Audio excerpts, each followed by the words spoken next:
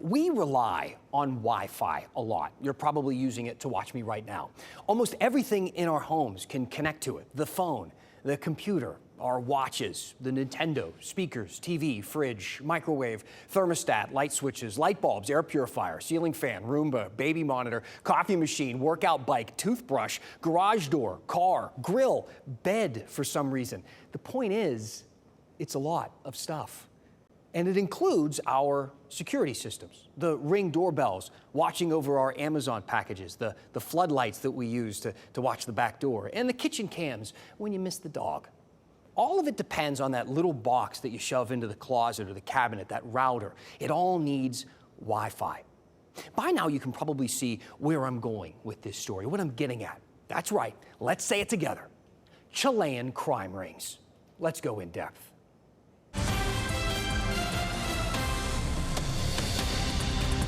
So you know about these? Do you know about these things? These Chilean crime rings? I keep bringing it up to people, my family, my friends, the clerk at Publix, waiters, a dad at some birthday party my son got invited to.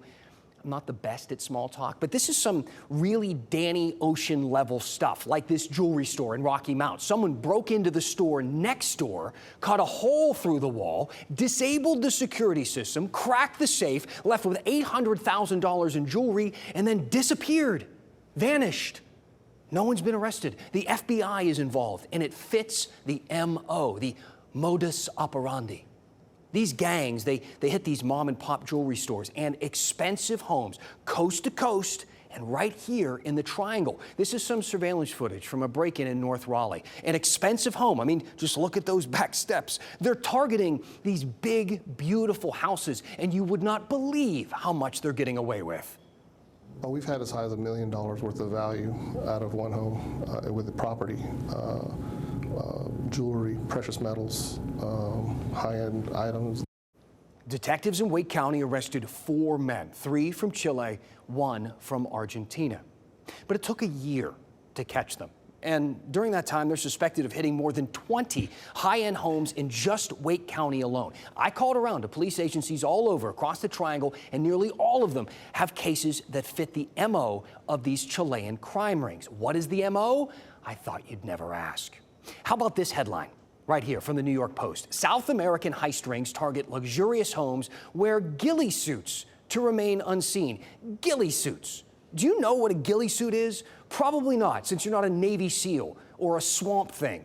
This is a ghillie suit. It's like full body camouflage. They use them to hide outside of houses and to stake them out. Look at this video of some dude hiding in the brush. You're basically a bush person. Are they hard to buy? Are they hard to find? Of course they're not. I went on ghilliesuitwarehouse.com. They're having a sale.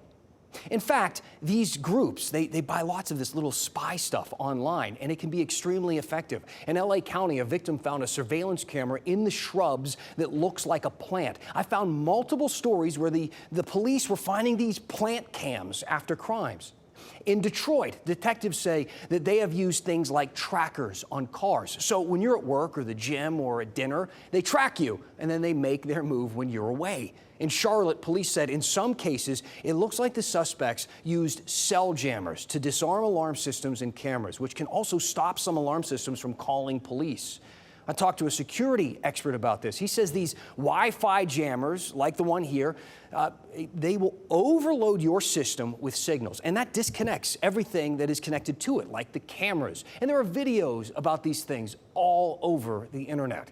It's perfectly legal for me to actually own one of these jammers, but it's illegal to actually use this in a public place.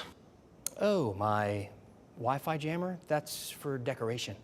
When burglars hit a house in Cary, investigators told us the homeowner later discovered her Wi-Fi router had been disconnected, disabling the doorbell camera and security cameras. Ironically, here at home, in the end, the crooks were beaten at their own game by police, a deus ex machina to their modus operandi, if you will.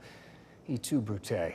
Wake County detectives followed the group back to an Airbnb that was in Durham. They put a tracker on their vehicle, then caught them in the act during the next burglary. All 4 men in jail right now awaiting trial. So What can we do? How can we protect ourselves? You know, those Wi-Fi jammers are a biggie. A lot of times, knocking out the internet and the Wi-Fi means knocking out the security system as a whole. You could, for instance, hardwire your whole house, but that's very expensive. Or you could take the advice of this security expert who talked to a TV station in LA. They could bring a jammer outside of the house, and now it makes it a little bit challenging for them to actually interfere with the signal if it's toward the center of your home. A router in the middle of my house? First of all, my interior designer would gasp. Second of all, you know how big your house would have to be? I mean, grab your phone, take it out right now. Look at the Wi-Fi networks available around you. Do you see all of your neighbors and the ones down from that? If your Wi-Fi can reach your front yard, then someone in your front yard can reach your Wi-Fi. Meaning that the bad news is, outside of, I don't know, Fort Knoxing your home, nothing is really foolproof. And these Chilean crime rings have proved that time and time again. So let's zoom out a bit, like all the way out to a global scale.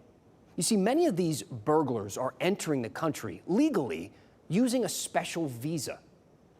A break-in here, a smash and grab there. A wave of home burglaries has homeowners on edge across the valley. What we're getting is hundreds and hundreds, if not thousands, coming in through the visa waiver program that are committing residential burglaries in dozens and dozens and dozens and dozens of cities and neighborhoods around the country. It's called the ESTA program. It's a visa waiver that gives tourists up to 90 days in the U.S. And I must say, it is a very special privilege. Not every country is on this list. Of the world's 195 recognized nations, there are only 41 eligible for ESTA.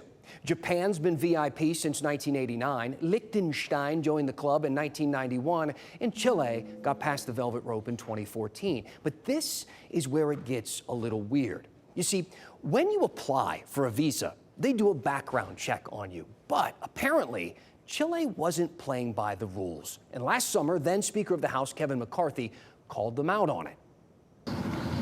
Chile is a little different than some of the others. They don't allow us to look at the criminal background when they're in Chile.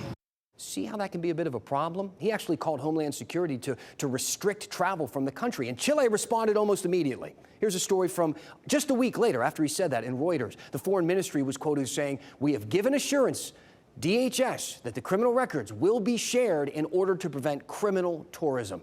They signed this agreement called the Implementing Arrangement for Preventing and Combating Serious Crime. But it begs the question, has implementing that arrangement actually helped to prevent and combat serious crime? A district attorney in Southern California doesn't think so. And he wants to know what this agreement has actually done. But DHS won't show the data, so he sued for it. That lawsuit is still waiting for its day in court, which could be as early as October. Meantime, though, as just a few months ago, California Representative Young Kim says nothing's changed. Chilean government has to vet every single passenger that gets on the plane, but they're not doing it. It's frustrating. It is. It's like we're in this holding pattern. We're stuck, powerless bystanders to the paperwork and international bureaucracy in front of us. But don't worry, I won't leave you hanging. I'm all about solution journalism. So with that, I'd like you to meet Bailey.